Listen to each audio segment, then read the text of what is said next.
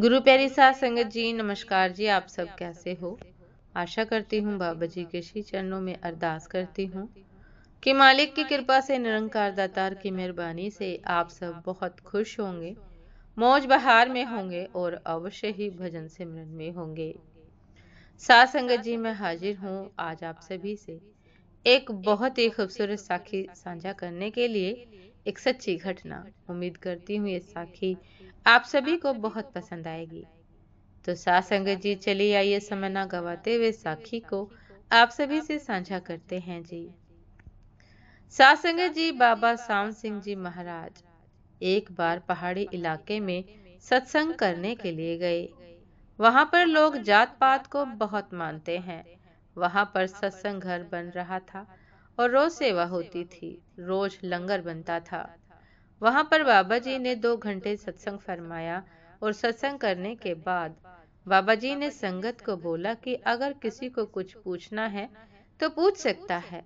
संगत में आदमी रोते हुए उठा और बोला कि बाबा जी, मैं छोटी जात का हूँ, जिस वजह से मुझसे यहाँ पर कोई अच्छे से बात नहीं करता और ना ही कोई सेवा करने का मौका देता है।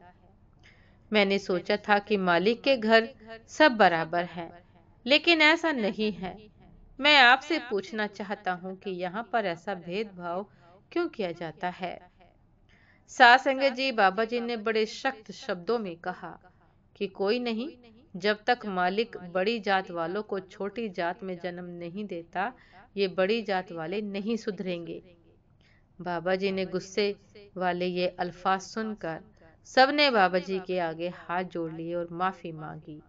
बाबा जी उस दिन बहुत गुस्से में थे और बाबा जी के गुस्से वाले यह अल्फाज को सुनकर सबने बाबा जी के आगे हाथ जोड़कर माफी मांगी।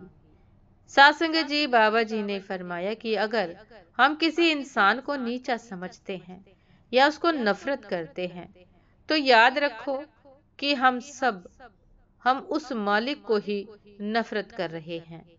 हर एक जीव के अंदर वो मालिक बैठा है।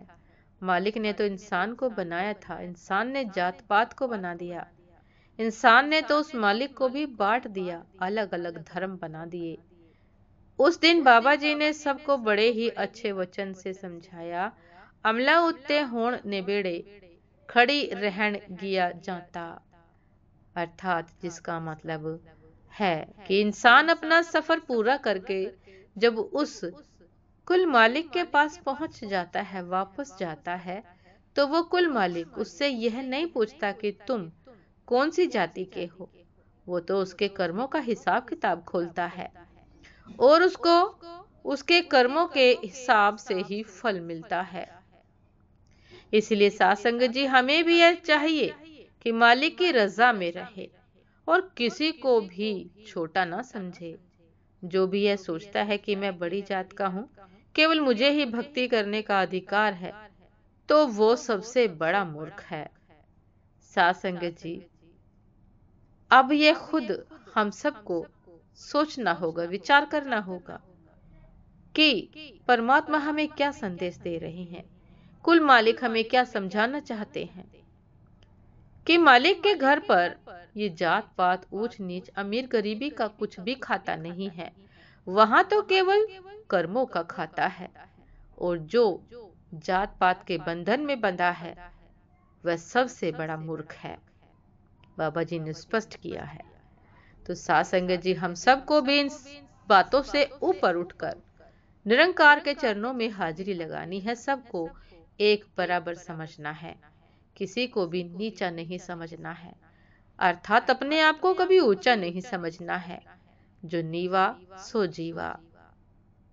साथ संगत जी, ये थी आज की एक बहुत ही खूबसूरत साखी। उम्मीद करती हूँ ये साखी आप सभी को बहुत पसंद आई होगी। यदि पसंद आई हो साथ संगत जी, तो लाइक कमेंट शेयर करना ना भूलिएगा। चैनल पर जो भी नए हैं कृपा करके सब्सक्राइब कर लीजिएगा, ताकि चैनल पर मिलने वाली सभी शब्द साखियों की अपडेट आप सभी को समय पर मिलती रहे।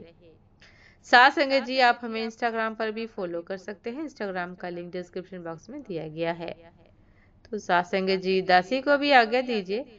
आपसे फिर मुलाकात होती है एक नए शुभ साखी के साथ, एक नए खूबसूरत विचार के साथ। तब तक के लिए नमस्कार जी।